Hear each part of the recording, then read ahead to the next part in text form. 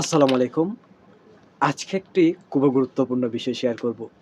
বিষয়টি হচ্ছে সমাজের প্রধান ক্ষতিকর দিকগুলো।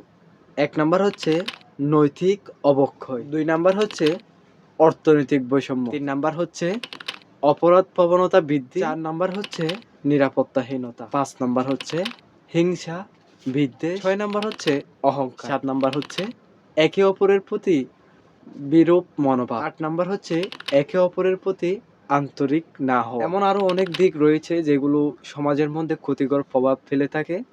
তার মধ্যে ধরতে গেলে যেটার মধ্যে এখন বেশিরভাগ প্রভাব লক্ষ্য করা যায় সেটা হচ্ছে মোবাইল আসক্তি, ২ নাম্বার হচ্ছে মাদকাসক্তি।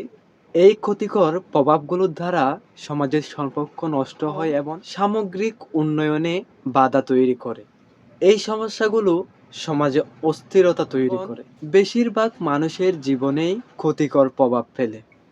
তাই আমাদের একজন সামাজিক সদস্য হিসেবে উচিত সমাজের এই ক্ষতিকর প্রভাবগুলো সম্পর্কে সজাগ হওয়া এবং নিজেদেরকে এই ক্ষতিকর প্রভাবগুলো থেকে বা এই দিকগুলো থেকে নিজেদেরকে দূরে রাখা, যাতে একটা সমাজ সুন্দরভাবে পরিচালিত হতে পারে।